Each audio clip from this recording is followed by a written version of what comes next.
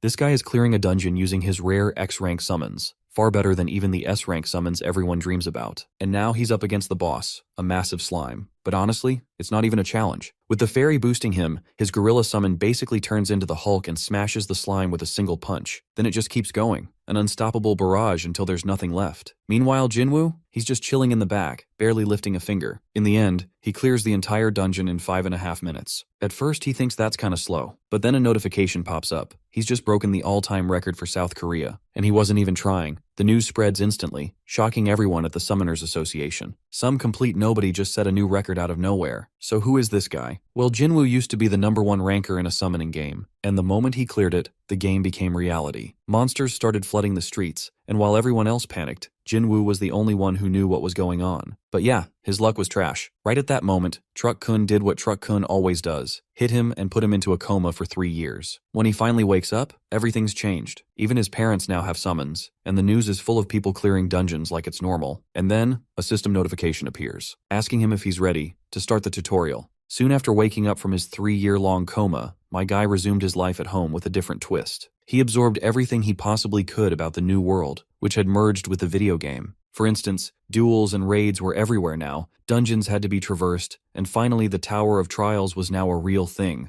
The whole concept of the digital game immersed and materialized into reality. 3 years after this strange merging phenomenon, humanity adapted and coexisted with the evolved world. Regardless, our boy is on some next level of confidence because dude knows none of them will ever touch his level. Ready to rumble? He pops up the inventory screen to commence the tutorial, engaging in his first trial. Moments later, Jinwoo arrives in a completely isolated location, where he is free to execute the tutorial. By the way, the reward is just 2 measly summoning scrolls, but even they feel special to our boy because they're finally real. My guy is begging to get something decent out of them, because it would be hilarious if someone cracked at the game like Jinwoo ended up with a shitty summon. The gacha gods didn't have a good time with this game, because Battle of Summons was notorious for its shitty drop rates. A low-ranking scroll only gave you at best a D rank, but most of the reward was netted as F rank. Higher-level scrolls have higher rankings up to S, but for this one, little D is the best Jinwoo has to gain, and I definitely don't mean his package. Jinwoo is begging for a chance to get something good. He's happy to settle for an E rank if it comes down to that too. Bro just wants something workable, and with those hopes, our boy rips apart the summoning scroll,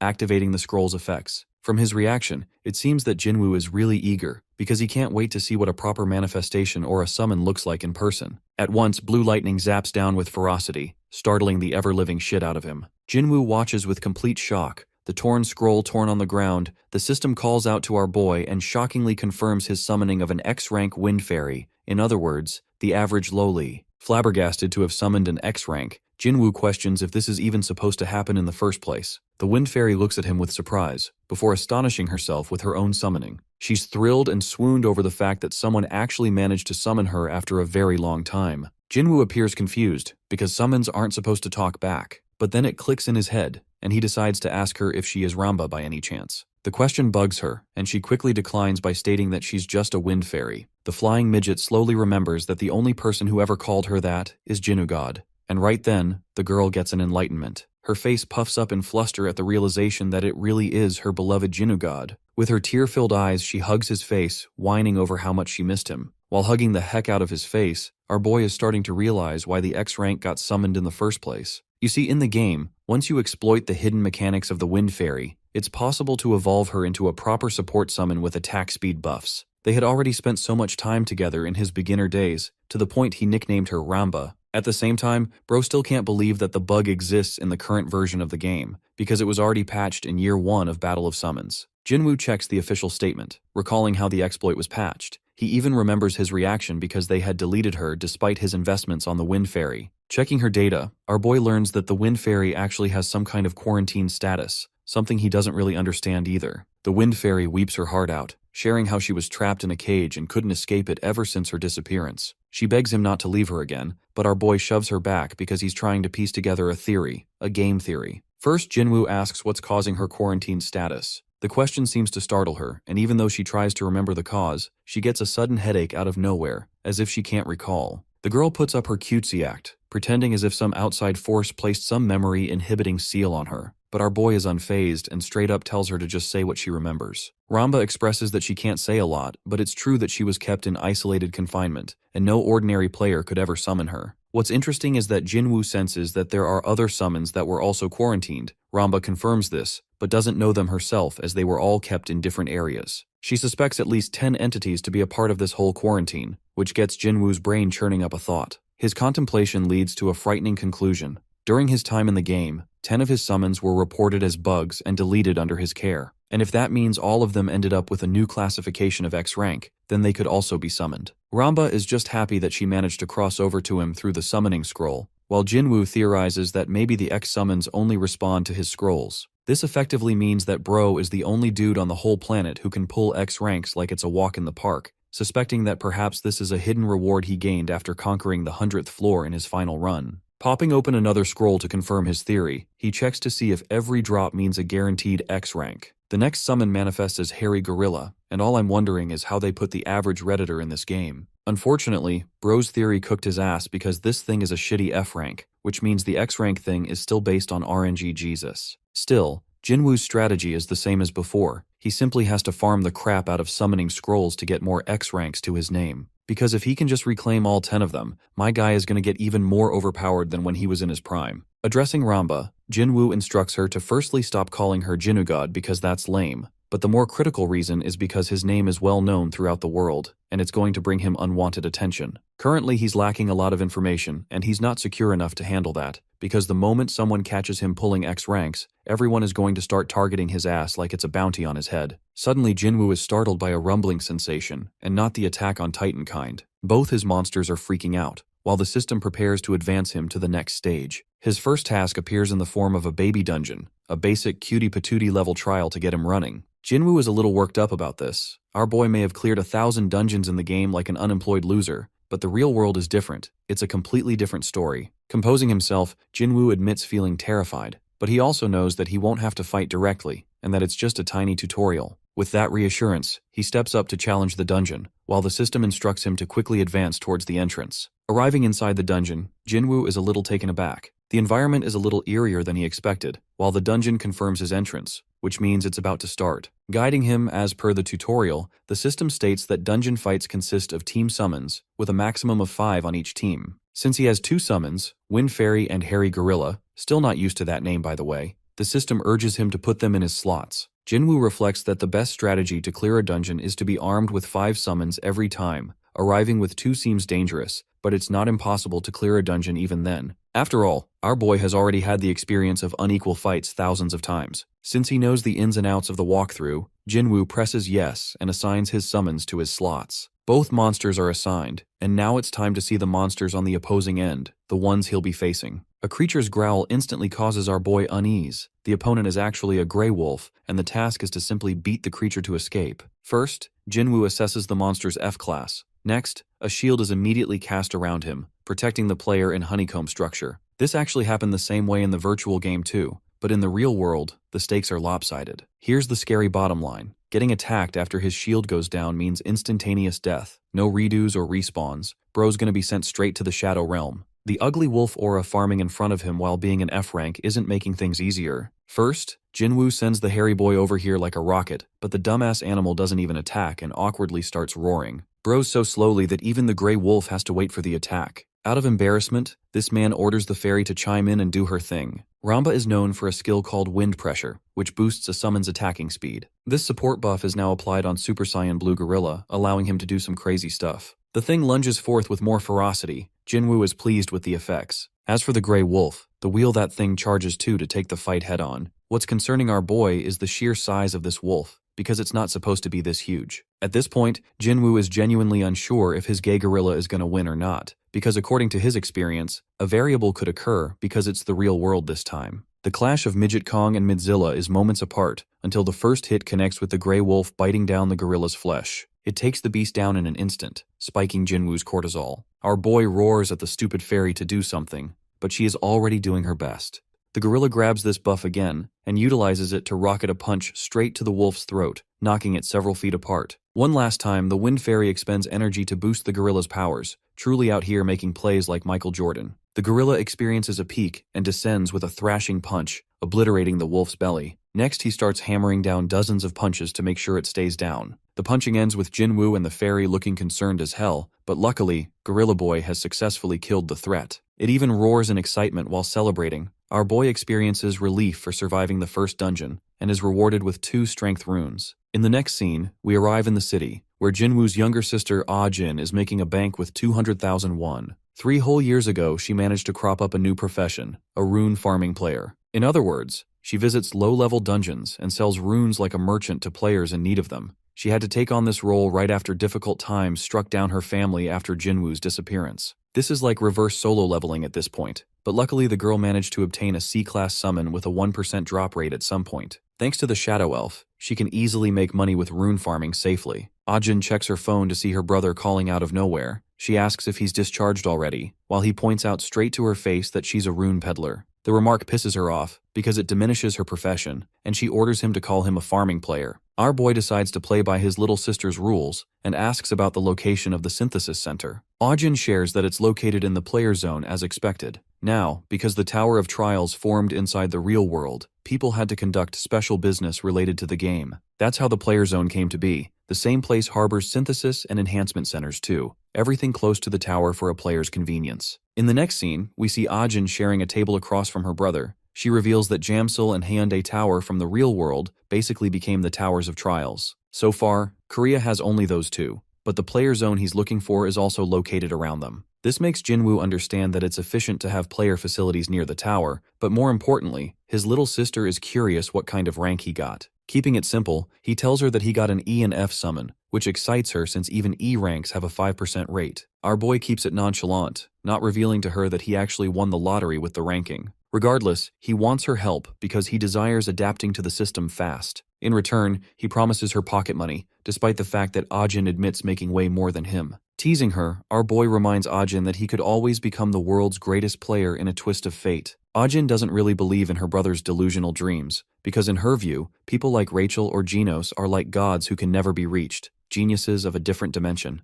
But our boy playfully takes it as a challenge, before asking his sister to just show him the way, so he can observe with his own eyes what the zone looks like. Walking on their way to the zone, Ah-jin learns that he pulled a wind fairy summon, but it's a monster she hasn't heard of. The girl wants him to show it to her, but bro declines on her face, offending her because they're supposed to be siblings. Jinwoo asks her to show him her summon first, and Ah-jin willingly goes on to cast it, hoping for him not to be surprised when he sees it. To be honest, it intrigues him to see what kind of summon could make her this confident. The answer is a C-rank Shadow Elf, which looks a lot like Raven from Teen Titans. Bro's face is instantly turned to stone. It's not even a special summon, while Ah-jin is pissed off that her brother is judging her like that. She thinks these types of summons are like nobles among the players, but deep down our boy thinks that's bullshit because C-rank is literally considered fodder in his view. They're the ones he wouldn't even take to any dungeon. Jinwoo politely greets the elf, questioning if it can speak Korean or say hello. But both the monster and Ah-jin are looking at her weird. The sister is confused as fudge to see her brother's crazy behavior,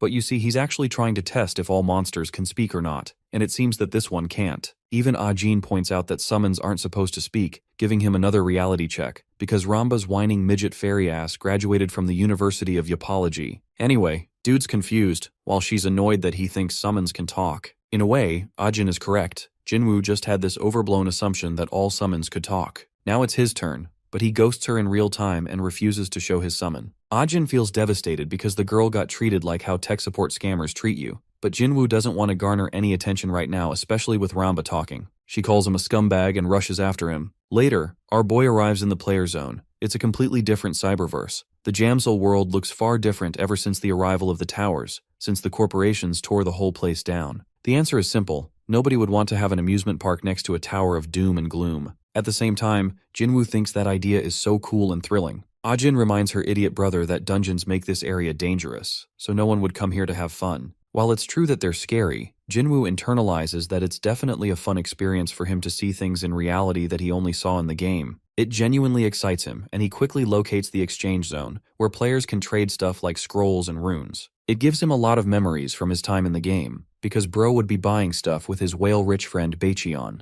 Ah-jin also shows him to go to the information desk anytime he needs more information beyond the basics. She points out that he's a beginner, so it's best to have an academy run around the player HQ. Jinwoo assures her that he's fine, because deep down, He has everything he needs. All he cares about is growing on his own while staying in this zone, but Ajin is still worried for her brother. He simply tells her to head back because he's gonna stick around for a bit, before coming back home. The little sister is weirded out by his recent behavior ever since he was discharged, almost like his body has been possessed or something. At the same time, she thinks that her brother is just trying to work hard in his own way, so she has to keep an eye on him at most. They wave each other goodbye, and in the next scene, Jinwoo is in an isolated spot where he thinks no one will find him. Right away, he manifests Ramba, with the wind fairy excitedly greeting him loudly. He shuts her loudmouth up, urging her to be quiet. The fairy fails to understand what's going on, while he gives her one simple instruction to never open her mouth in the outside world. Jinwoo reasons that he can't allow people to notice their conversations, so she's only allowed to speak in dungeons from now on. With that settled,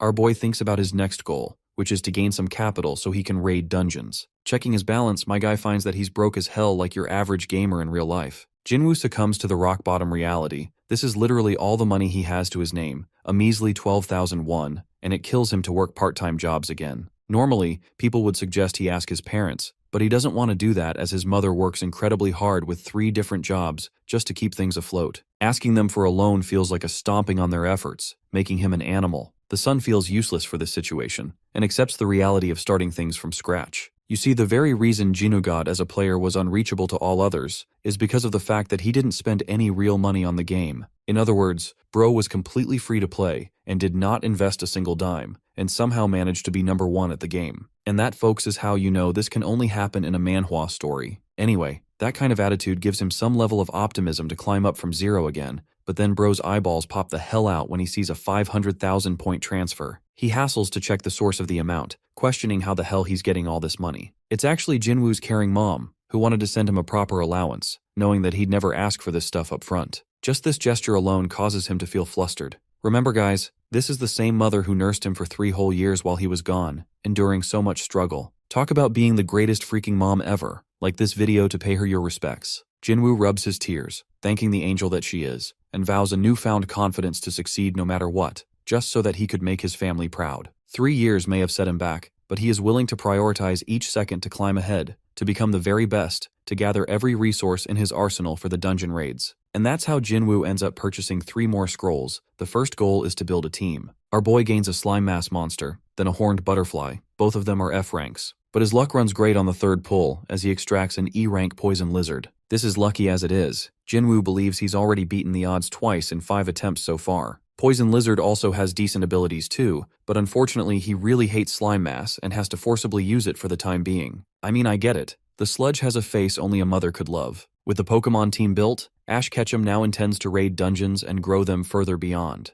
The growth system of the game relies on farming, hunting, and opening scrolls. Jinwoo is happy to grind for those elements, because if he can just somehow collect all of his X-rank summons, he'll be able to obliterate each and every single obstacle that stands in his way. His main plan? To acquire and recollect the remaining X ranks. With initial preparations finished, it's time for the good stuff. Jinwoo searches on Google Chrome for a dungeon's location. The game had it simpler because he just had to tap on a spot, but it really makes him curious about what the real system is like. It actually surprises him, to the point this man startles himself and others. That's because he just learned that simply having a summoned creature isn't just enough to enter a dungeon. Gates are typically appearing all over the country regardless of location. A difficulty is measured for ranking through energy emissions. But no matter how easy the dungeon is, people aren't just allowed to enter if they're not registered officially. Our boy is sulking because bro's got the shittiest luck on the planet. The fact that he awakened after this law was made crushes him. His little midget fairy is the only happiness in his life because she supports him. Happier now, Jinwoo pets her on the head, before suddenly receiving a call from his sister. Ajin asks when he's going to be coming back home for dinner, but our boy assures that he'll eat on his own. He does ask his dumbass sister about the player registration part, which she conveniently forgot to mention. Jinwoo knows that this brat refused to mention it, but that's not the case because the regulation is recent. People kept dying in dungeons, so the government had to introduce a policy, and in fact, there were so many deaths that it became chaotic. That's why proper staff agents hover around each gate to verify, introducing new issues. Jinwoo only realizes how tedious and slow this process is, but it makes him wonder if it's strategically designed to control the players. After all, if every single person becomes a player in greed of attaining wealth, the social system will collapse on its head. Aside from that, there's also something called rankings. Apparently, the system ranking has a list of players based on local and international rankings, and Korea is so ass that it doesn't even appear on the global rankings. Ajin is sad because if Jinugod was here, they'd be higher. not knowing it's her own damn brother who's the legendary player. The call ends with our boy deciding to rest for the day. The next day at home, food's hot and ready. Jinwoo is already hastening to leave at 6 in the morning. His mother urges him to catch a rice ball before leaving, but he thinks it's fine. He quickly wraps up his shoes and apologizes to his parents for only showing him his worst side, even thanking them earnestly for all their efforts. The parents are shell-shocked hearing those words. Papa is flustered while Mama is worried. The good thing is that the government has ramped up safety protocols. Jinwoo checks on his phone and learns that countless deaths happened because of the player's recklessness. He too can't say a thing because bro had been a gaming addict for the past 10 years. It sounds shitty to admit it too. Standing in front of the reception, he hands in the application form and asks how many people end up receiving the qualification. Apparently there's this final test to achieve the title, further annoying Jinwoo because there's 1,000 people just waiting behind him. Regardless, he thinks that if he can't pass this measly test, then what's the point in his title as one of the 5 emperors of the heavens? In the next scene, we find ourselves at a different location. Park Chang-sok is affiliated with HQ and seems disappointed with the talent for the year. Suddenly, the building collapses and takes them by storm. A man has invaded the building using his giant orc summon. He's here for revenge against Chang-sok because he killed his brothers. Meanwhile, this guy thinks the dude is a psychopath and unleashes his own badass summons,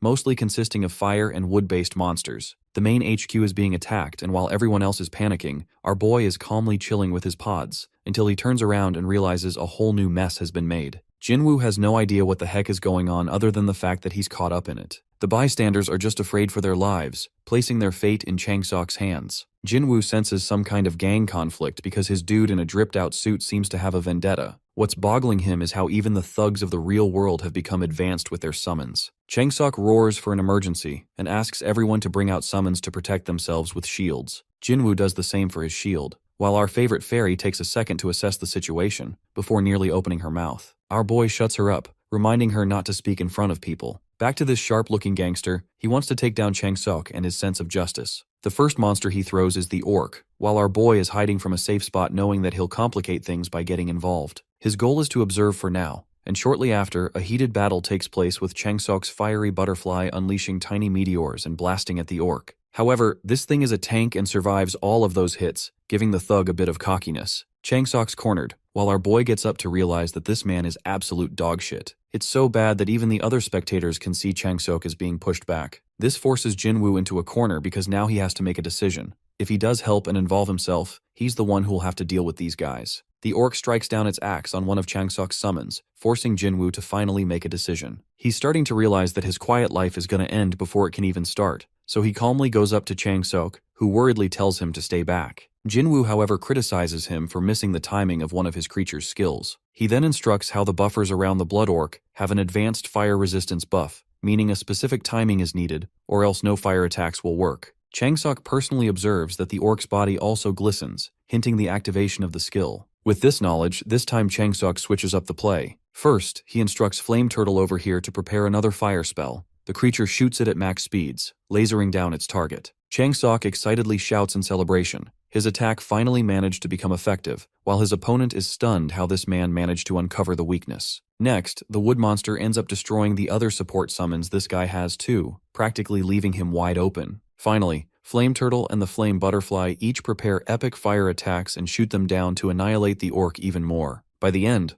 all of this guy's summons disappear on him, and his shield is shattered too. Now that he's on the back foot, he wants a second chance and hands out a surrender, even preparing for the consequences of being wrong. However, what he notices is that the vine creature quickly grabs him, tangling him up. Chang-sok doesn't want to listen to a word of his pleading. Then there's the fact that any and all gang members are to be executed right on the spot. Weeping his eyes out, refusing to accept death, the criminal faces the consequences of his actions, getting justice served to his face. Chang-sok snaps his fingers, and we get this brutal massacre because the guy's body is snapped into paste. At last, the fight is over. The people cheer for Chang-sok's epic victory, calling him amazing and whatnot. While they're shouting in celebration, our boy is horrified. You see, it's shocking that these guys are unfazed that a man was slaughtered before their eyes just now, even if he happened to be a criminal. This confirms to Jinwoo that the very world he knew changed right before him. It's going to be tougher from now on to survive without having a strong resolve backing him up. Chang-sok approaches the boy, offering his utmost gratitude because the kid helped him earlier. He managed to execute the terrorist because of Jinwoo's contributions, so Changsuk is thrilled to even reward the kid for it. Using this as his golden ticket, our boy reveals that he hasn't registered in the headquarters yet. The man is literally stunned with this info, because this is the same kid who just gave him excellent advice while being a complete beginner. Changsuk requests for his ID card, assuring him that it's all they need for a verification. Jinwoo hands him the card, while he promises him that a reward will be promised after a quick background check. Happy to accept that gift, our boy leaves, while Changsuk takes notice of him and forwards some data to his friend on a call. He actually wants someone to properly investigate Jinwoo's background. In the next scene, our boy hands a delicious pastry to the fairy for being quiet. She eats with delight, and even though Jinwoo understands that players like to argue against their summons, he finds it really convenient that he can satisfy her with a simple meal like this. Still, things are worrying him. Even though he didn't want to involve himself, everyone in that building would have just died if he hadn't acted. The whole world is different. Jinwoo can't get the hang of it, but he has to climb higher with hunting. Summoning scrolls are critical to him for the next beast, with his top priorities being the drill instructor and explosion dragon mage. The good thing is that he can get both of them from low-ranking scrolls. That aside, Jinwoo thinks it's time for him to get his move going. Changsuk's report later comes out, and it stuns the crap out of him that this new kid actually remained hospitalized for 3 years too. That's why he's been an unregistered player. 3 years ago is when the world turned upside down, so it makes sense. However, the dude can't fathom how this kid instantly decided to aim for registration right after his discharge. Looking at his information sheet, Changsuk questions if what he's looking at is real. He tries to compose himself and maintain his calm, so he calls the examiner for the test and actually replaces himself with the position, probably because bro wants to oversee Jinwoo's side. It still boggles him how the guy could have so much adaptability for this game. Baek Jinwoo has become a miracle-making talent in front of his eyes, exciting Changsuk. The scene cuts to a waiting area. Our boy has arrived, but with a disappointed look on his face. It's just that there's a ton of people here, and he's an introvert pro max. All of them are here for training, and in order to get past all of these competitors, it's going to take a while to become a player. Still, it's no big deal for our boy, who is chilling on the seat, knowing he's the boss. With everyone gathered, the examiner pops up to take the test. But unexpectedly, it's actually Park Changsuk himself in the flesh. The first test is some kind of pre-written exam training. And later on, when it's our boy's turn to talk to Changsuk, he comments how he didn't expect the guy to pop up.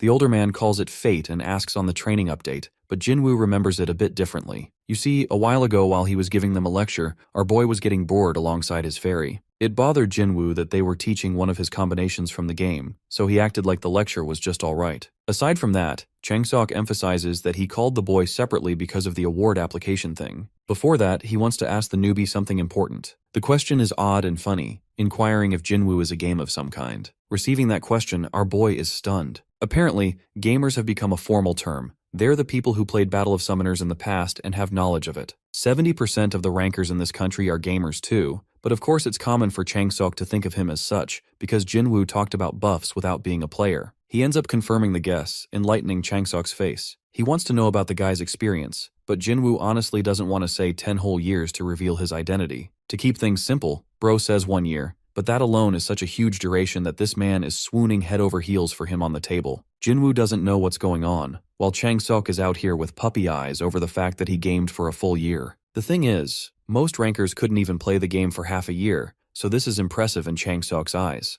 On the next subject, he expresses that they've readied 2 rewards. Jinwoo is given a choice to pick whichever he wants. The first reward allows him the ability to instantly register as a player, basically an immediate employment pass. It also extends to an offer to hire him at the headquarters, but our boy doesn't seem amused by much. So then comes a second offer. Changsuk offers him a whopping reward of 5 million won, but honestly the answer seems pretty damn obvious in this case. Right now, Changsuk is hoping that the kid picks the first choice since it is objectively better, but hilariously, Jinwoo shatters all of his expectations by picking the second option of the money. The dude is stunned that he's turning down a hiring position as well as the registration process, but Jinwoo seems just fine, believing that he can easily register on his own, and that he doesn't share an intention of joining HQ. After all, summons are his priority. In the next scene, we find him at the playzone area. One staff agent identifies him as Jinwoo. The lady is kind and explains that the practical exam requires clearing a dungeon, or specifically in his case, the Tuesday dungeon. The test is also going to be a time attack format, meaning a quick clearance is a greater grade. While this is happening, Changsuk observes from afar, still stunned from the instant refusal. More or less, what he discovered on his exam sheet astounded him even more. Jinwoo wrote so much about runes and summons that he even impressed the examiner checking it. They were literally swooning over this guy's talent. to the point they began believing in the idea that he'll become a ranker in no time. Changsok saw those professors act flustered like never before, so this just confirms how special the kid is. With the explanations and boring talk set aside, Jinwoo is finally allowed to enter the gate. He curiously steps up for the exam, and on the other side, emerges with a shield cast over his life. This dungeon is specially curated with toxic slime monsters. The goal is to defeat them and escape the dungeon fast. Activating Ramba's ability first most, Jinwoo addresses the Wind Fairy to buff his summons. Hairy Gorilla gets his attack speed buffs, while our boy reflects on the intricate design of the Tuesday dungeon, which is like a maze. Defeating slimes leads you to an encounter with the boss, but it's also where most players get lost and lose the test. However, these slimes are so slow that the best strategy is to run as fast as you can to directly approach the boss. Jinwoo and his summons find their way to the shortcut since it's a path he's familiar with, but here comes the plot twist, as several red screens hover around him, signifying the appearance of a boss monster. Our boy didn't expect to encounter this fat, ugly blob in real life like this. The giant slime glares down at him all the same. The attack begins with Jinwoo throwing Gorilla Boy at the giant slime. This thing jumps up top for a crushing descent and slams the slime to pieces with a single damn hit. It's insane because Ramba's buffs are insane. The gorilla reduces the slime's body to paste with dozens of punches flying about, making even F-tier monsters seem powerful. It already excites Jinwoo how powerful his other monsters are going to become. And well, within moments, the boss monster is killed. The dungeon is also branded a clear in 5 minutes. Still pretty slow for our boy who is used to clearing stuff in under a minute in the game. Shockingly, even this performance breaks the Korean record, unlocking an achievement in the process. Jinwoo is stunned, but he actually receives 3 advanced summoning scrolls and 2 abrasives. What boggles him is how this shitty record is supposed to be Korea's best right now. By the way, the player HQ is currently losing its mind over the broken record, noticing a 5-minute record completion. At first they think it's Jianho, but then they realize it's a new kid called Jinwoo, someone who doesn't even pop up as a ranker. Yes, a non-ranker broke the record, the #1 record at that. A meeting is formally held shortly after to discuss the achievement of this player. These guys are admittedly impressed, but Changsok is fangirling the most, as he can tell the kid is a generational talent. In other words, he wants to secure him no matter what, or at least stop him from going to another country for this country's own survival. Changsok recommends they register him immediately as a player, because time attacks are actually divided into national and global lists. Giano had the record of 6 minutes. Rachel, on the other hand, has a global record of 2.5 minutes to her name. Jinwoo enters the frame and mogged the Korean record from his first attempt. That's why he thinks a player match is unneeded for a talent like that, as someone like him deserves special treatment. Shifting perspective back to our boy, he's a bit bummed out with the trashy record he set. Changsok roars his name and comes up to him like a swooned little girl. First, he commends his amazing record break, then he asks how he managed to do it. Jinwoo keeps it simple and doesn't really explain anything and thinks the compliments are overboard. At once, the man hands him his player license card. Jinwoo is baffled that he managed to get it at last without needing to prove anything. Aside from that, Changsok is still curious to know how he managed to overtake the record. Our boy doesn't know what to say, because if he does reveal the secret, Korea would rise in rankings. But the issue is what will become after. He'll get tons of attention and be wealthy, but in the worst case scenario, bro's gonna be locked up and targeted for information. Since the second case is rough, he decides to keep the information to himself by calling out Changsok for being rude in his approach. The man takes this rejection strongly and understands that the strategy of a gamer is special to him. At the same time, he also points out that Korea desperately requires miracle-making talent like Jinwoo. From his response, our boy senses that this dude is actually a pretty chill guy. What's more is that he fulfilled all his promises, and he's fast on following instructions. That makes our boy wonder if he should use his own country to leverage an advantage. After all, if he could just time things correctly, he'll manage to grow much faster than he would on his own. Addressing the assemblyman, he asks for them to move to some quiet place. So in the next scene, we get Changsok begging him for help, expressing just how much the headquarters requires the help of such a player. After all, they know that he's been out in a coma for 3 years now. Changsok apologizes for the background check when Jinwoo raises the question.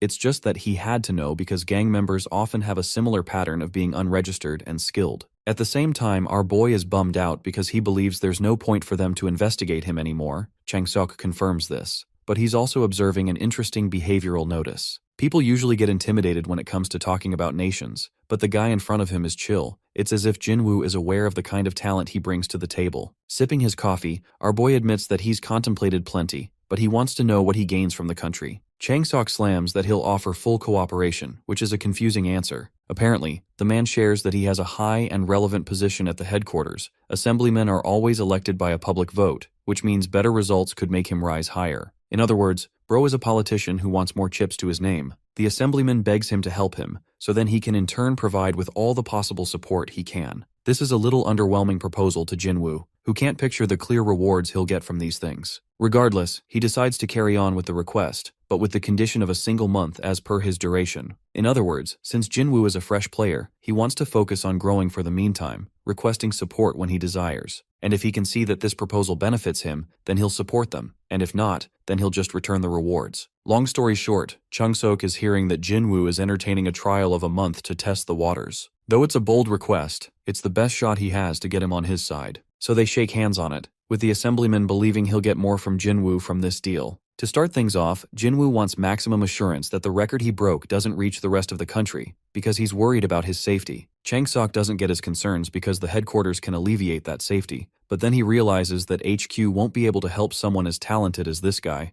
especially when they struggled against measly gang members. In other words, Chang-sok understands that Jinwoo is aware of the fragility of the HQ, so he accepts those terms. At the same time, it's impossible to stop the total spread overall. Jinwoo is okay with that, and so they decide to part ways with the intention of meeting later. Our boy is just happy, and intends to check the rewards he got. Let's start off with his advanced summoning scrolls, which is what he's interested in the most. Our boy understands that a record-breaking achievement nets players a great reward, and though he wants to open them right away, gambling isn't fun. Instead, selling them seems more attractive. However, he suddenly gets an idea. The player web is a place where the database of all the players is stored, so that item transactions can be listed. The assemblyman explained all this while installing the app, so our boy quickly hops on the app and checks the pricing list. But when he lays his eyes on the screen, bro is literally shivering in shock. The prize money for a high-grade scroll is 3 million won each, a massive amount. In other words, bro nearly earned 10 million won just by setting a record in that crappy little dungeon. With the way things are going, bro is starting to realize that his rich life Elon Musk fuck you money dream is going to be raining down on his family very soon.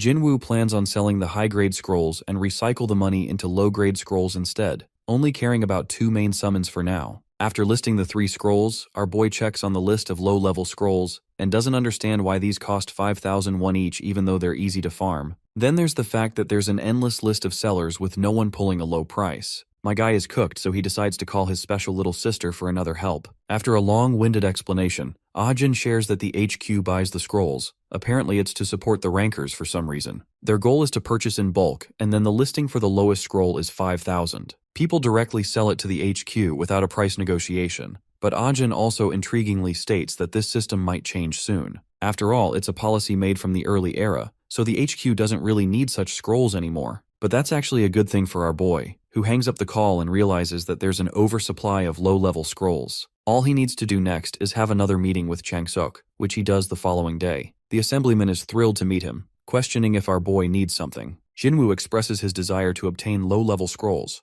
a request that stuns him because normally people expect high grades. Jinwoo requests for as many scrolls as he could possibly obtain, and literally 50,000 of them pop up nearly every day at the HQ, which means Chang-sok can easily lend them. At the same time, he fears that the player might be trying to resell them for money. Except, our boy declines, assuring that there's no point when the scrolls are already overflowing in the market. Chang-sok is impressed and wonders what he's planning, internalizing how this gamer is far different from the others, especially since he's going for a unique strategy here. The assemblyman is okay with that, but he's got one condition for it. All he cares about is receiving one simple piece of information, one that helps the headquarters. Because he's in an important position, if he gets caught supporting him behind the scenes, people's trust in him will falter. If Jinwoo can provide some information, then it will be made as part of a business transaction instead. In other words, our boy realizes he's not being handed something for free, which is good since he doesn't want any favors. He agrees to the deal, and explains the existence of shaving seconds off of achievements. Normally, conquering a dungeon at first place nets you 3 high-grade scrolls for completion, but the same reward can be obtained again if another player breaks the old player's record. In other words, players can just reset the record by 1 second each,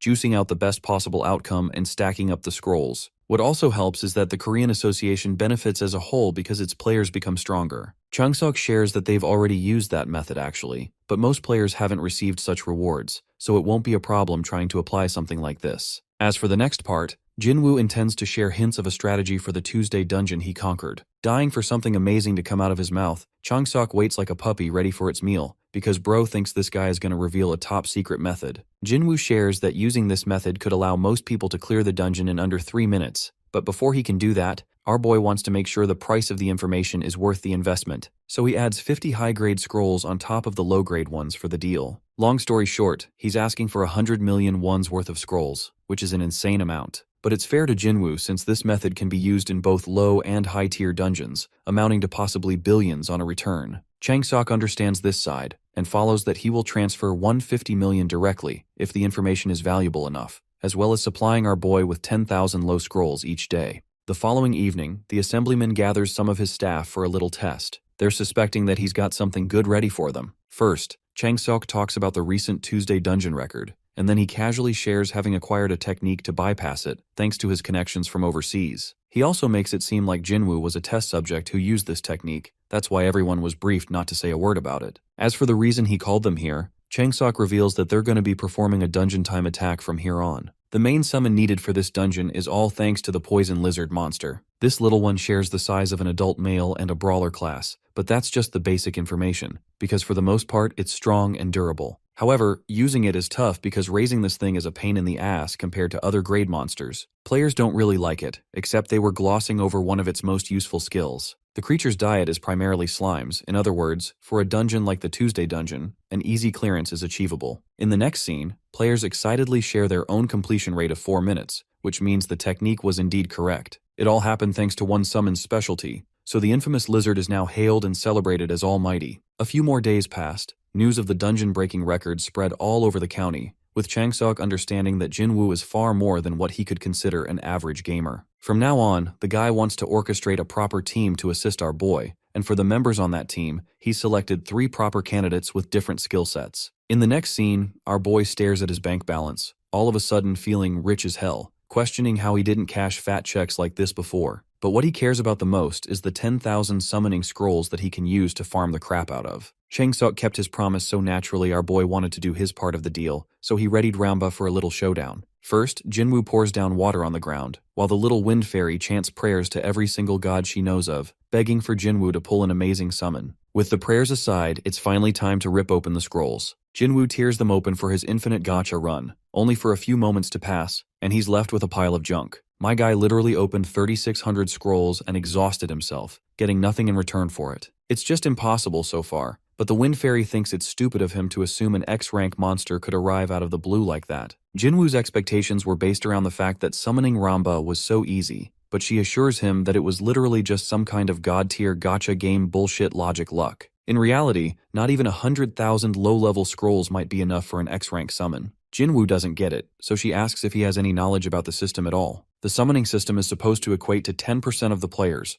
which means 8 billion people equate to 800 million summons. The important part? The summons classified as isolated monsters are only one of a kind. This revelation stuns the dude, but all I'm thinking is how this wasn't an obvious fact to him already. It's strange, but Ramba explains that he's the only person in the whole world capable of pulling X-rank summons, but our boy is just sulking over the fact that 800 million copies of an average summon exists. And he has to pull like 1 X grade from that, which is basically several times harder than winning the lottery. Dude thinks it's game over, but Ramba assures him that certain summons have all collapsed their count, such as the 800 million caterpillars, which won't ever be summoned again. Regardless, our boy thinks it's still too difficult, making him wonder if he should switch to mid-tier scrolls. But that poses another problem of efficiency and scarcity, even money. He's got to work with the current odds. That's the only chance he has, so this man rips another scroll, with Ramba supporting his shenanigans all the way. By the end of that whole run, Bro is on his bed trying to ensure his survival. 2 whole weeks have now passed, and after a whopping 140,000 scrolls later, this man has secured not a single X rank yet. In fact,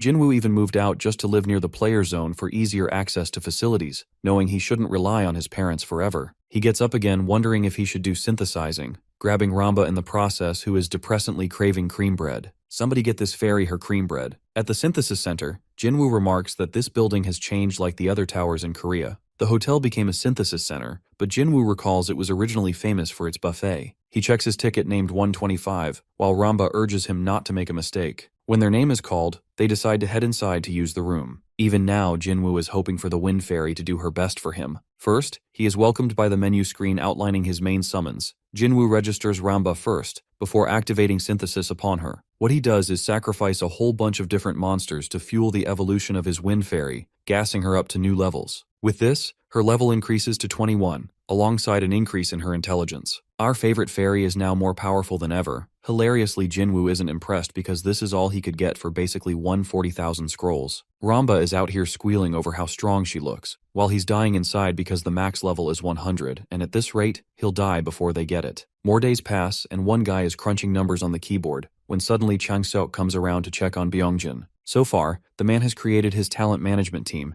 and next he wants to pour his energy into Jinwoo. He asks for an update on our boy's movements, learning that Jinwoo is currently opening scrolls back to back. The same behavior has repeated every single day. Even today, he asked to buy more scrolls with the 150 million he got, though he was interested in purchasing at a lower price. Unfortunately, the management bureau is already growing suspicious and raising issues for the supply of these scrolls. Chang-seok still can't comprehend why this dude would invest money in such scrolls. But he knows for a fact that Jinwoo knows something they don't, so he agrees to the ridiculous proposal of selling each one at half the price. The mere suggestion shocks his subordinate, who thinks it will create huge trouble. But the assemblyman is chill, believing that their talent is destined to become an astounding hero of Korea later on, which also means that Chang-seok will front all the credit for investing in him in the first place. That's why he thinks this decision is for the best, though he urges Byungjin to keep quiet about the matter, as it only pertains to him, Jia, and Tai Seop. That takes us back to our boy's misery, who is suffering at the hands of opening another few thousand scrolls. This man is getting depressed by the second, while the Wind Fairy is questioning how long they have to keep up.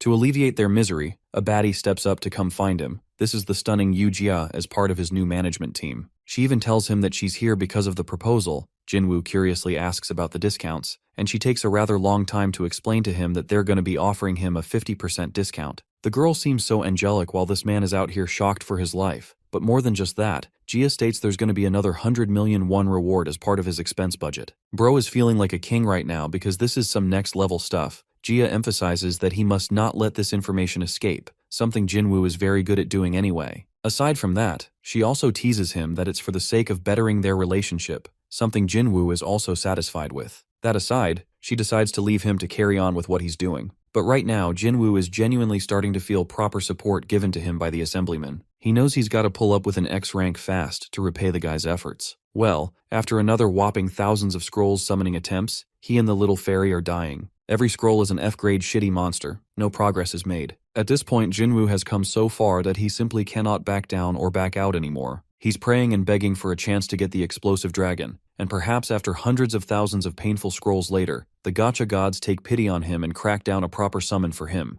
Ramba and Jinwoo have their jaws dropped open. At last, our boy has summoned the explosive dragon mage that he has been dying to get. The scene is so emotional that bro is literally shedding tears over it, realizing that he no longer has any regrets. But even now, he doesn't want to stop. In fact, he intends to keep going. There's a phenomenon called a hot streak, which means right after you summon a high roll, you can keep going and get even higher ones. With another scroll ripped, another miracle occurs with the summoning of Drill Instructor, the second X grade. Jinwoo cries the happiest tears of his life. It's a feeling probably better than him losing his virginity, because after agonizing weeks of opening relentless scrolls, he found the ideal pair of his dreams. Among the two, the Drill Instructor is the first one to ask where he's arrived. This guy is supposed to be a shitty E-grade summon at first, but his real value lies in the fact that he's a battle-obsessed, training-loving maniac. Bro is Goku. While his own skills are crappy, he governs the training of other creatures, aiding their growth rate by a lot. The same tiny fairy can become majestic Thor. Jinwoo is just delighted to make all his summons stronger and buffed up,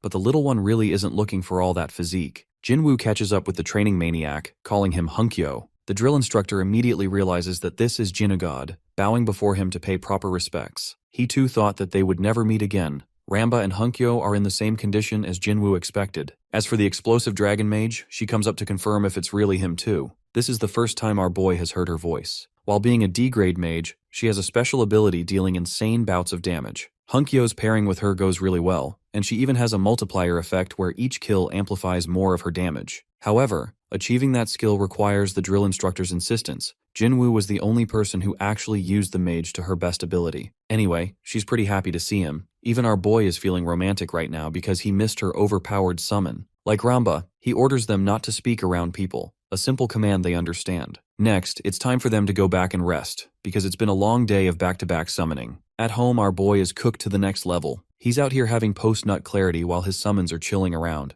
having fun and warming up to each other. Hunkyo and Ramba strike conversation, The drill instructor doesn't care about anything other than the fact that all of them are far too weak. This man runs on ambition and motivation. That's why he wants to work them to the bone so they can serve their master properly. First up, he addresses the dragon mage and instructs her to feel her mana so that when she awakens later, he can help unlock predation ability for her. As for Ramba, Bro glares at her with lethal eyes, scaring the crap out of the tiny one. Apparently this guy's goal is to train strength with her, but the poor fairy fears becoming an Olympic bodybuilder because of it. The drill instructor gaslights her to do it for the sake of their master, and assigns her first mission to lift and swing the frying pan. This man also tells her to perform 5,000 reps with it. The fairy reaches her hand out helplessly to seek Jinwoo, but that man is dead as hell right now. He's in a coma. In the next scene, we're back at HQ. Jia comes up with problematic information. Apparently a proper notification. The director has officially stopped supplying scrolls to them. Changsok can't fathom why the busy director would suddenly start caring about something so unimportant.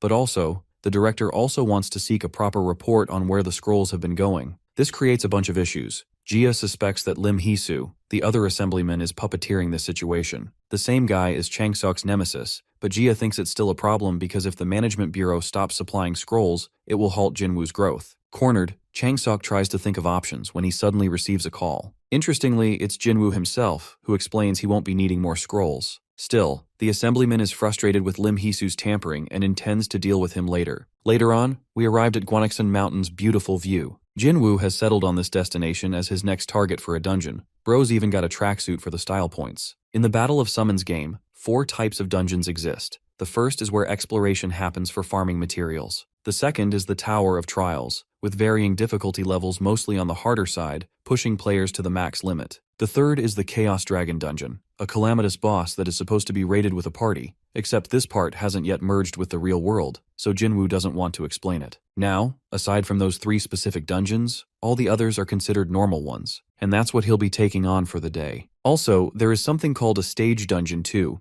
but they're quite rare, and while it's advised to use a party for them, our boy prefers to handle things solo style. He looks up at the normal dungeon gate around the area, reflecting on the fact that dungeons break after it is left unconquered for quite some time. In other words, same solo leveling logic. A staff member requests his license, so our boy quickly hands it over, confirming his verification. Next, he heads right inside to take it on. Jinwoo opens his eyes across the other side, stunned to see the sight of war. Forces are fighting against monsters, which means this is a subjugation-based dungeon with a war breaking out. Inside the subjugation dungeon, the soldiers are barely managing to hold their ground while the orcs continue climbing up at a rapid pace. Back when Jinwoo used to play boss, it all felt like just another game, but now that this is real, he can feel every bit of the intense pressure in the air. What stands in front of him is no longer a simulation, but a full-scale war, where soldiers are shouting desperately for healers to keep them alive. The boy decides to take a chill pill and quickly brings out his summons to deal with the orcs. He tells Ramba to boost the drill instructor's attack speed and orders the explosive dragon mage to provide cover using her fire spells. At the same time, he commands the D-ranked Minikong to move straight toward the orc boss, completely ignoring the chaos happening in between. His focus is entirely on the boss because of the simple structure of the orc subjugation dungeon.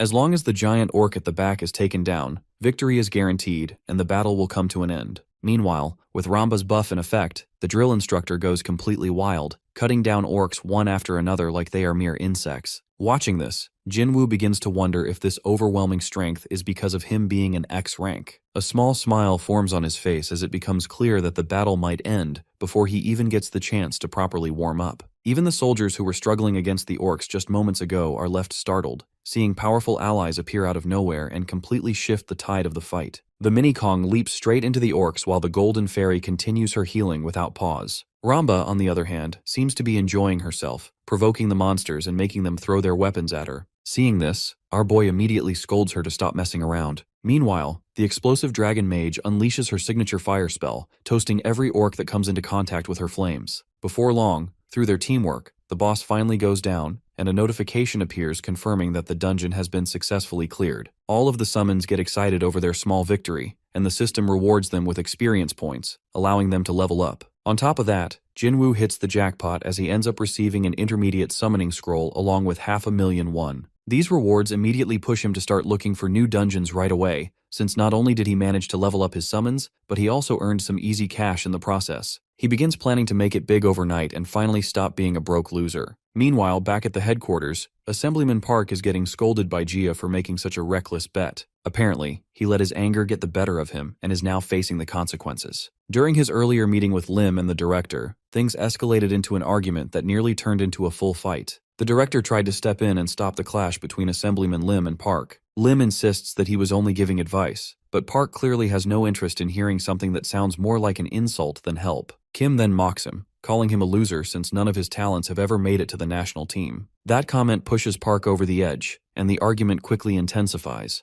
Though unfortunately for him, his rival actually has the skills to back up his words. Even then, Park refuses to let Lim look down on him like that. Sensing that Park is about to lose control, Lim proposes a bet to see whose talent can reach a higher rank, and Park immediately agrees without thinking it through. Lim then raises the stakes by adding that the loser will have to publicly admit that the other is better and also resign from their position. To make sure neither of them backs out, he further adds a penalty of 1 billion won. Instead of thinking things through, Park quickly agrees and even asks if they should draft a proper contract for the bet. As the story shifts back, Gia questions him, asking if he made such a reckless decision just because of Jinwoo. She admits that the boy is a genius, but still reminds him that at the end of the day he is just a gamer, and would likely fall short when compared to the currently registered rankers. The man, however, remains completely unfazed as he states that he fully believes in Jinwoo, and is confident that the boy will provide them with massive returns if they support him properly. Just then, an assistant suddenly rushes into the room. He loudly announces that he has identified the person responsible for solo clearing the D-rank dungeons, and reveals that it is none other than Baek Jinwoo. Hearing this, the assemblyman is left speechless with his mouth wide open, while Gia struggles to believe what she just heard. She argues that it has only been a month since the boy registered, and she cannot understand how he is already clearing dungeons in less than 5 minutes.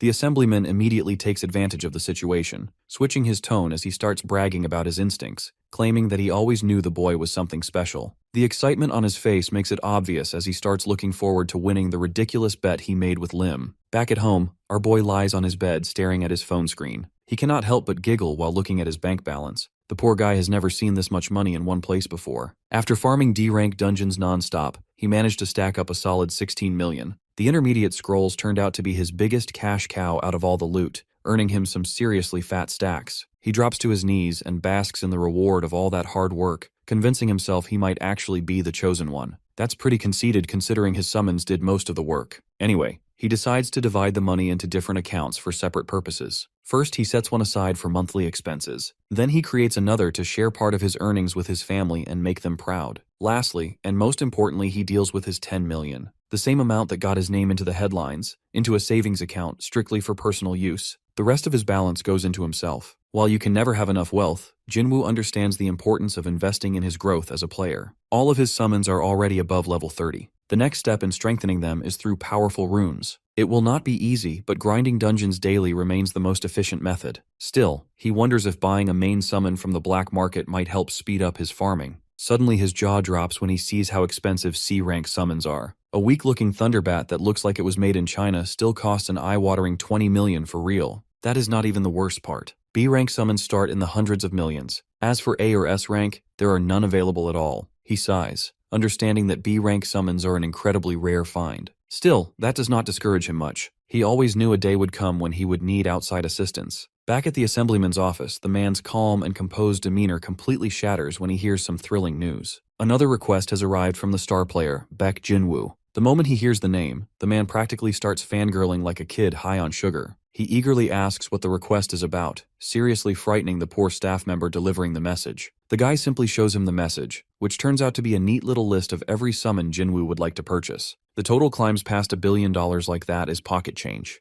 The assemblyman's eyes nearly pop out of their sockets at the audacity. He lets out a dry laugh, wondering if our boy genuinely believes he can just arrange that kind of money overnight. If he had $1 billion lying around, he would not be stuck owning a single C-rank summon himself. However, his sarcasm fades when his subordinate adds one small detail. Jinwoo promised to reveal secret information about timed attacks in daily dungeons. Now that gets his full attention. He confirms if the player really means info for every single day of the week. It sounds far too generous, too suspiciously so. Still, he chooses to trust Jinwoo's word and says he will bring the proposal to his director. A few hours later, he is back in the office, banging his fist on his desk and looking like he will flip it any second. His team can tell the meeting did not go well. The director rejected the proposal outright, even though the opportunity could have pushed their company straight to the top of the industry. Watching him fume, Gia quietly thinks she wishes every manager had that much fire in them. When his subordinate asks what the director said, the assemblyman explains that the man wants solid proof of Jinwoo clearing dungeons first. Their demand is next-level brain rot considering the player kinda needs the money to buy summons that will clear those dungeons. Gia no Diaz, agreeing with the raging manager that missing this opportunity is a huge mistake. Seizing the chance,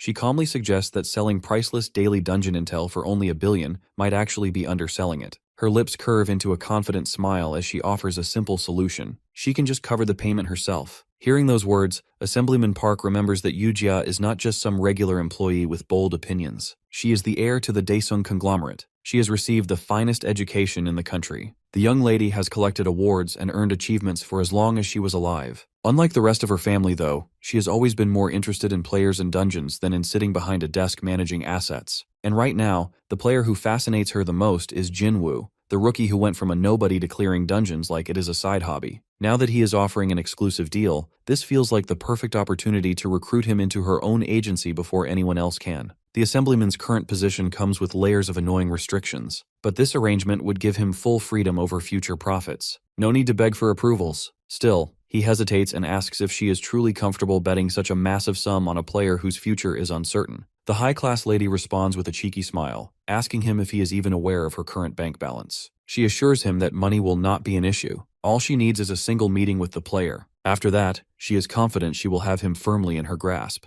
Later that evening, she sits alone by the window of a fine dining establishment. That is when her awaited client finally arrives, looking dapper as hell in a perfectly tailored two-piece suit. Jinwoo feels slightly surprised at how quickly the assemblyman agreed to the arrangement. From his perspective, all he did was request a formal meeting in exchange for a bit of secret information. It is his first time in such a fancy establishment, the kind that makes even five-star hotels look a little embarrassing. The line of waiters welcoming him at the entrance almost makes him feel like an actual boss. Just then, a graceful voice calls out to him, leaving him completely speechless. He is stunned to finally meet the lady he has only seen on his phone before. The Daesung Company heiress truly has everything someone could ask for. She is smart, beautiful, and backed by a powerful family. Honestly, name a trait and she probably has it. Never in his wildest dreams did he imagine that the genius constantly making headlines would be working with HQ. Curious why she is sitting alone, he asks if no one else will be joining them. She smiles softly and lets him know that she was the one who reached out to him, not Mr. Park. Soon exquisite cuisine is placed neatly in front of him. Gia delivers the unfortunate news that HQ cannot afford to provide the resources he requested. Mr. Park tried his absolute best to persuade his higher-ups, but he was met with rejection after rejection. Our boy remains completely chill, saying it is a shame they cannot help. He casually adds that he is confident he can climb to number 1 even without their support. However, she surprises him with a new proposal. Sliding a drink toward him, she reveals that she plans to found a management firm, one built specifically for him, and him alone. He almost chokes trying to process the generosity of the offer. In his eyes, it is an incredible deal. A company of his own would mean zero restrictions. They would be driven purely by profit, and making profit just happens to be his specialty. Still, that is not even his biggest motivation. This is also a golden chance to strike a deal with someone capable of buying his secret info at the highest possible bid. Gia adds that she, along with the entire Daesung group, will unconditionally support him with whatever he requires. Within seconds, he is completely disarmed by her confidence. He bluntly admits that it is really hard not to like her. She praises him in return, calling him a talent who deserves such treatment. She tells him they will discuss the finer details of his contract later. For now, she suggests he greet the summons he ordered. Jinwoo's jaw drops. She actually fulfilled his request before he even signed anything, almost as if she already knows he will not refuse. She flashes a smug little smile and tells him to think of it as a gift of appreciation. The next day in the mountains, his little sister searches for him at their usual spot. He has not contacted her for an entire week. On top of that, he suddenly moved out to his own place. She is really annoyed when a gorgeous woman walks past her, leaving her completely speechless. She does a double take, feeling like she has seen that face somewhere on social media. The rusty single-core processor in her brain grinds for a full second. Then it clicks. It is the national legend, Yu Jia, who seems to be looking for the same person. Somewhere nearby, our boy is breaking a sweat from intense morning drills. His summons look even worse, practically collapsing from exhaustion. Just then, they notice someone approaching. Jinwoo turns and spots Gia climbing up the stairs, clearly not dressed for cardio. He is genuinely surprised to see her there. She calmly says she is impressed to find him training this hard so early in the morning. Together with his summons, he actually looks like he has a proper party formation going on. Then she offers him yet another token of appreciation. A screen suddenly appears before him. It states that Jia wishes to initiate a trade.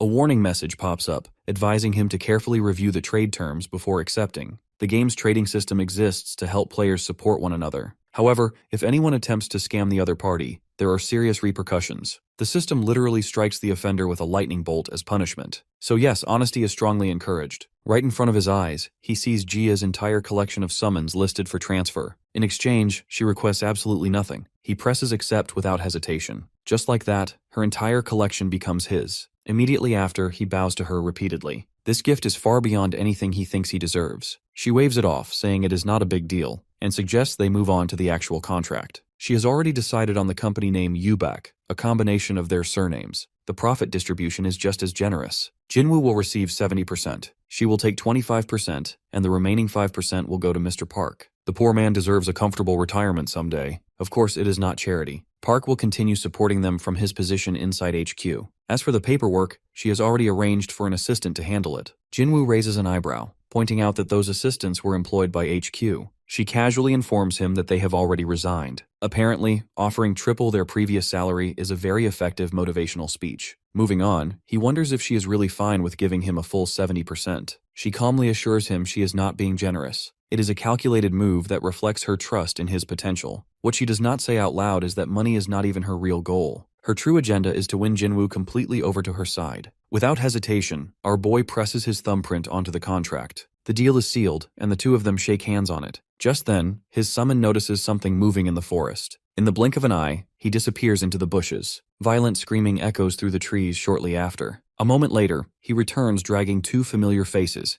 dangling from his grip like cuts of meat at the butcher's. Completely confused, he stares at his little sister Ajin and asks why the heck she was sneaking around in the bushes. Jinwoo pieces together her story and confirms that his sister had recognized Jia as a celebrity she admired, which led her to follow her without much thought. She quickly tries to reframe the situation and claims that she simply felt curious at the time. By then, Jia had already left the scene, so Jinwoo presses further and says that it still counts as stalking, then asks if she decided to watch them from a distance after she saw him with Jia. His sister falls completely silent after getting exposed like that, and after a brief pause she finally admits the truth without resistance. Right after that, she jumps toward him and demands to know how he even knows Jia and how he managed to meet someone like her in the first place. Jinwoo explains that his contract already includes a clause where he must introduce his family to Miss Jia, and she had planned to meet them formally anyway. His sister immediately starts to swoon over the thought of meeting her idol together with the family, but before Jinwoo can even add another word, she cuts him off once again without hesitation. So he starts to explain the situation and tells her that he used to be a well-known gamer, and he also held the record for clearing a low-rank dungeon faster than anyone else. Because of that, he often visited the headquarters and eventually met Jia there by chance. She asks him if it is the same game he used to play on his phone all the time back then. Jinwoo starts to panic at the risk of exposing his identity as Jinugod, so he quickly says that it was actually a different game and he only played BOS for about a year. His sister understands the hint and remarks that it still sounds impressive that he stuck with it for that long, even if the game itself was pretty trash. She then teases him and asks if all that time he wasted on games has finally started to pay off for once in his life. In Jinwoo's mind, he knows he can trust the family that has taken care of him for the past 3 years, but he still refuses to put them in danger. He stays cautious and decides that he will only reveal everything after he becomes strong enough to protect them without fail. Ajin points out that he kept this information hidden from her all this time, but Jinwoo replies that he always intended to tell her sooner or later. He asks her to keep it a secret for now until he personally reveals everything to their parents. Ajin struggles to believe what she just heard, but Jinwoo insists that he has valid reasons for keeping things private, so she eventually agrees despite her doubts. In the background, Ramba can no longer handle the weight of the dragon mage and finally collapses under the strain. At the same time, the drill instructor corners her shadow elf, which makes her anxious. Jinwoo quickly tells Ajin to pair her shadow elf with a shadow wolf and explains that without the wolf, her efficiency drops to less than 10% of its potential. She feels surprised after hearing that since the summon is completely new to her,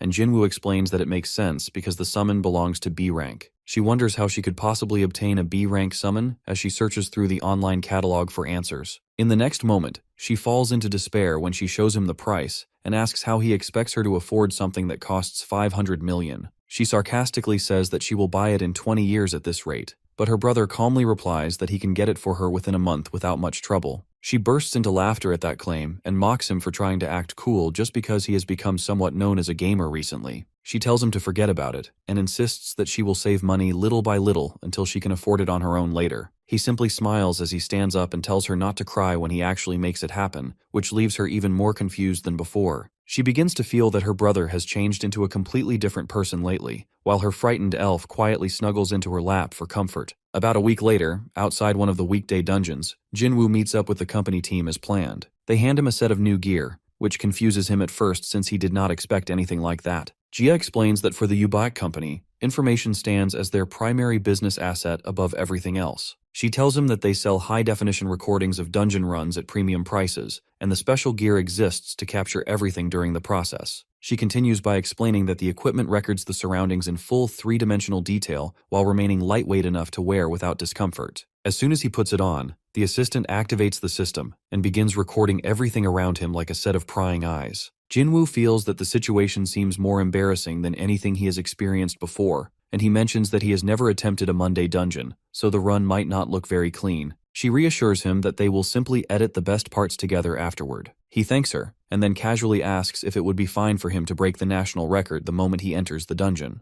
This completely startles the executive as she stares at him in disbelief before giving a hesitant approval. She wonders if he is joking, so she tells him to stay relaxed and perform naturally based on his instincts as a gamer instead. After entering, he recalls that the current Korean record for this dungeon sits at around 7 minutes, so he immediately concludes that it will be an easy task for him to surpass it. He remembers that this dungeon uniquely drops attack-related runes, which makes clear time directly linked to ranking performance. Just like in other games, attack runes play a crucial role in the BOS system, and without them, progress becomes almost impossible. In addition, the dungeon functions as a defense-type scenario where survival for 30 minutes guarantees a clear condition. However, completion time still matters, so if he manages to defeat the final boss known as the Lich, the dungeon ends instantly. Because of that, eliminating the boss has become the primary strategy used by top players aiming for fast clears. He checks his equipment and opens his interface, which displays options to organize 3 different teams for battle. Jinwoo has already prepared his teams in advance, so he quickly loads a preset configuration without wasting any time. For his first team, he summons the training instructor, the combat aide, and Mini Kong, while for the second team, he selects the Priest of Radiance along with the Golden Mercenary. His status screen updates and shows that the Horde of the Lich has begun its approach, and he must hold out for 30 minutes under pressure. The timer begins immediately, and Mini Kong charges forward in a frenzy as it tears through the incoming skeleton creatures without restraint. Jinwoo then signals his summons to push forward and carve a path toward victory. As the Horde moves closer, he orders his summons to head toward higher ground without wasting any time. The training instructor Hungyo looks at him with surprise at first, but he follows the command since he realizes that everything is being recorded.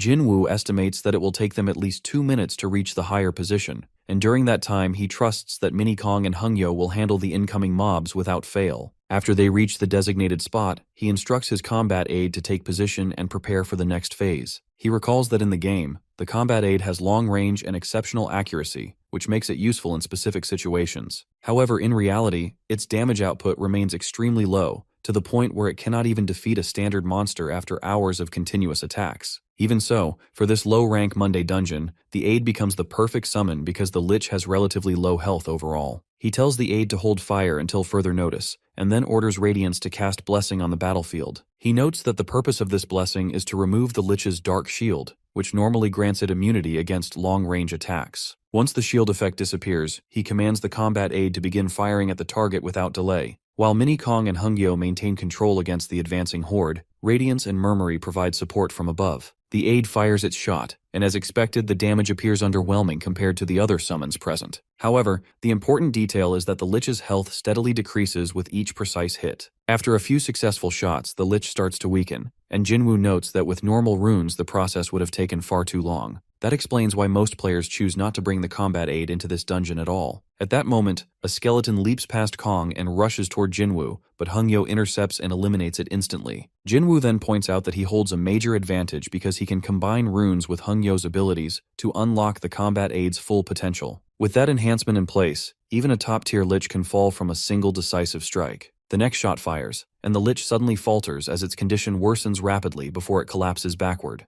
The system screen updates and confirms that the monster has been defeated, and the dungeon clears in 4 minutes and 12 seconds. The entire squad exhales in relief, as the results screen reveals that they have broken Korea's all-time record and unlocked a special achievement. Meanwhile, Gia wonders if he truly intended to attempt a time attack on his very first run, and feels that it might be too early for such ambition. She quietly adds that it has only been a week since he obtained his requested summons, so they would have supported him regardless, even if he failed to break the record. The assistant grows anxious and asks if she truly believes that Jinwoo can break every single record without exception. He goes on to say that while breaking the Tuesday record is definitely impressive, they never actually discussed how he plans to clear the other dungeons ahead. He points out that Jinwoo is not the first player in Korea with a year of experience, and questions whether he has been completely honest with them from the start. Gia cuts him off and asks if he feels worried about the situation, which immediately softens his expression. She looks back at him and tells him not to stress about the investment since she used her personal funds for it anyway. She then adds that even in the worst-case scenario, she will make sure that their careers remain secure without any damage. On top of that, she reassures them that their salaries will not change at all, which causes both of them to tear up in relief. Gia reflects quietly and reminds herself that she has enough resources to manage any outcome that might arise from this decision. At the same time, she cannot shake off the feeling that Jinwoo hides something far bigger beneath the surface. The confidence he displayed before entering the dungeon made it clear that the challenge meant almost nothing to him from the very beginning. Just then, news arrives confirming that the record has officially been broken.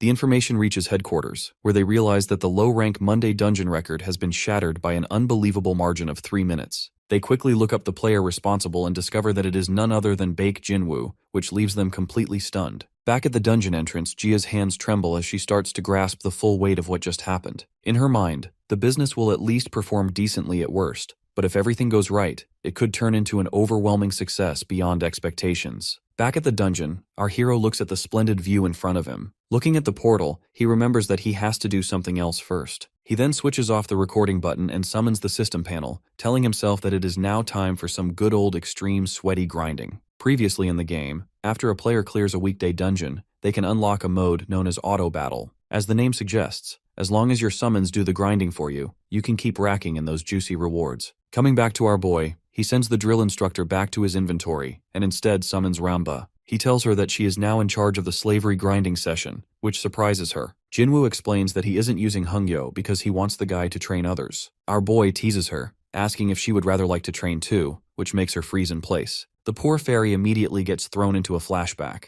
The ruthless drill instructor worked her to the bone and made her go through extreme strength training. Recalling her traumatic past, she gets driven to tears and begs our boy to let her simply grind levels instead. With that settled, he then makes a plan to first clear all the weekday dungeons, and then rack up those profits using the auto battle system. This also has a double benefit since the summons grinding will also level up, making this process as efficient as a German car. With that, our boy takes his leave while the wind fairy happily sees him off, relieved that she won't be part of the torture routine anymore. As soon as he steps through the portal, he is greeted by an extraordinary scene. His team members have spread a red carpet to receive him, treating him as a celebrity. Trying not to think about it too much, he hands over the equipment and asks Gia if that will be all. She reassures him that they will do their best to ensure his identity doesn't leak anywhere. To her surprise, Jinwoo states that he doesn't care about that now. He instead looks her in the eye and tells her to do her best to protect his family. Korea's gangs are formidable and dangerous. However, since Yubek is only concerned with him, they can protect him more properly. Gia stays silent for a few seconds and then agrees, promising to use all her assets to make that happen. Sometime later, our hero returns to his first dungeon and uses his spotted lizard summon to set yet another new record of nearly 3 minutes. He managed the run so it looks good on the screen, but actually, he is good enough to make it to the world rankings. Using speed runes on the lizard, along with speed buffs from the wind falcon, the record is like stealing candy from a baby. Jinwoo then turns off the recordings and heads back to the real world. The next day, he goes to the Wednesday dungeon, which is an icy wasteland. That dungeon is known for its unique feature, the movement debuff, which forces you to move ahead as slow as a snail. Shaking like a cocaine user during withdrawal, he summons his frost cat, Wind Falcon, alongside a titanium golem, Horn Fairy, and the explosion dragon mage. All his summons then use their cold debuff abilities, finally making the temperature tolerable. Jinwoo then focuses on the battlefield, only to see white hairy gorillas barreling toward them. He orders the titanium golem to move ahead and activate its shield. The Wind Falcon then activates its speed boost on all of them. All of them hitch a ride on their titanium golem Uber and rush ahead. As they make their way forward, our boy barely holds his barfin, not accounting for how rough the ride would be. The snow gorillas launch their snowball attacks, but the golem just tanks all of it with zero effort. Not just that, The metal golem then simply jumps up as if gravity doesn't exist and starts scaling the side of the mountain. Jinwoo then tells the dragon mage girl to get ready, which makes her focus on what's ahead.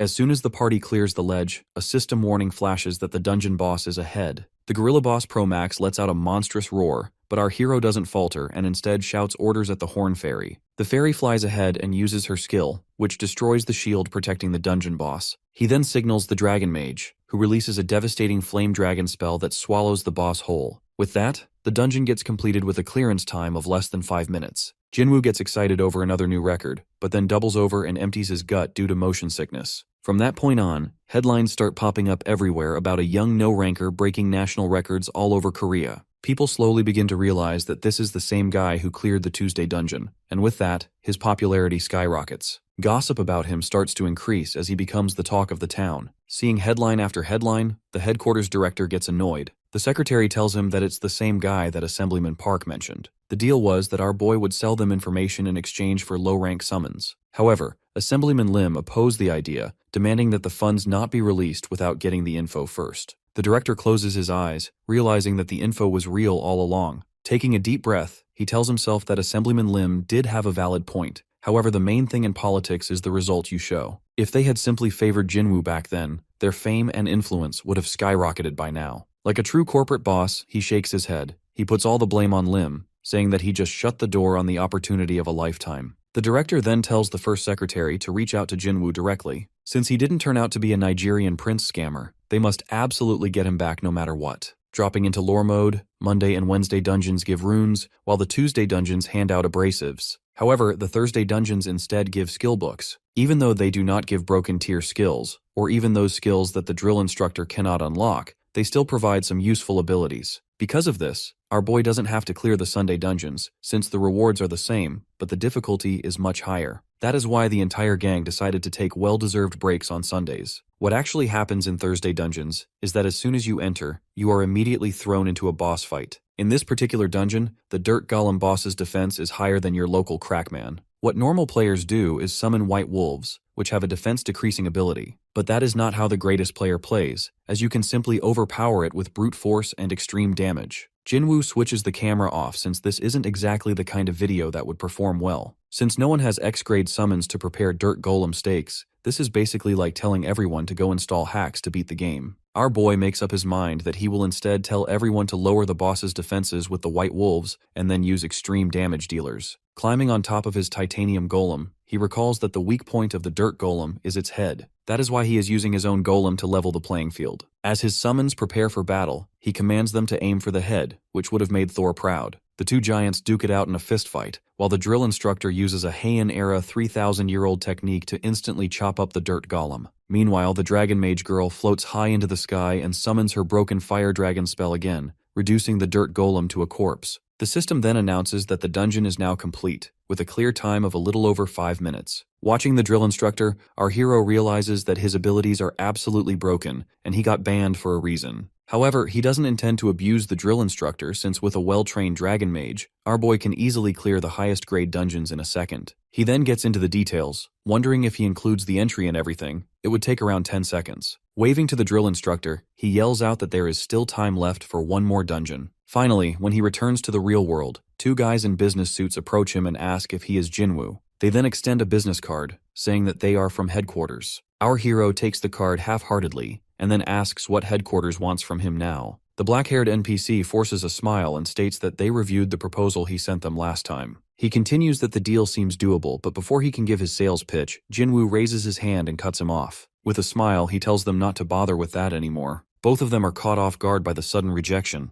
Our boy just smiles, recalling how trusting and generous Gia is with him compared to the greedy, strict headquarters. The director is completely the opposite of Gia. He then reveals that he is already a part of a company, so if they wish to talk, they can talk to Gia through the Ubaek agency. With that, he takes his leave while the two guys are left more confused than ever. The brown-haired guy guesses that it is the same Gia from the Daesong group, but the black-haired guy decides it is better to go back for now and research the matter first. However, on the inside, he feels like they just missed out on a major gold mine. Coming back to our hero, who is standing on a large rooftop, he looks at the area and tells himself that this place will do. Dropping into lore mode, the Friday dungeon is different from the rest of them. Instead of the summons fighting, this place requires the summoner to run through the area and clear it. That is why he decided to start practicing now. Jinwoo summons a sky wyvern, a massive blue dragon-like creature. Looking below the railing, he gets overwhelmed even though he has the shield in place. He then calls to his wyvern, Sky, and asks if it is ready for the training. With that, he climbs on, and the two take off into the sky. Our hero initially keeps his eyes shut tightly due to fear, but then he slowly opens them to see that this is much more fun than he initially thought it would be. Finally getting a confidence boost, he tells Sky to go faster. Sometime later, off the coast of the city, he arrives at an unmarked island. Over there, he summons the dragon mage and the drill instructor. The guy immediately starts singing praises about how fast Jinwoo went, but he plays it off as if it wasn't anything special. The dragon mage then speaks up,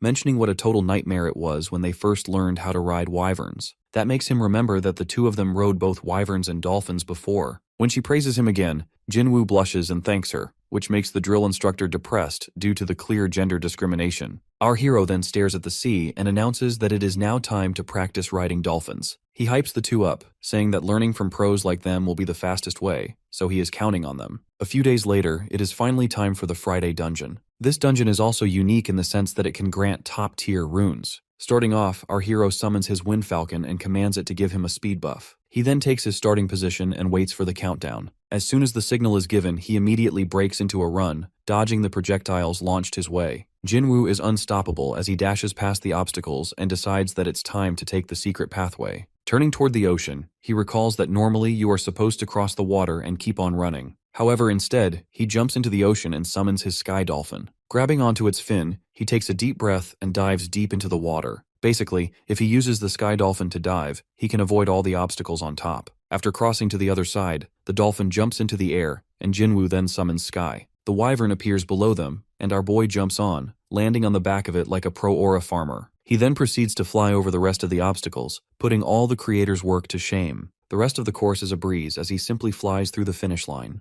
Our hero starts celebrating as the system informs him that the dungeon has been completed. Jinwoo managed to clear this dungeon in just over 2 minutes, breaking the South Korean record by a mile. For that, he also receives a special reward. Finishing off with a peace sign, the two then fly off into the sky like it is their happily ever after.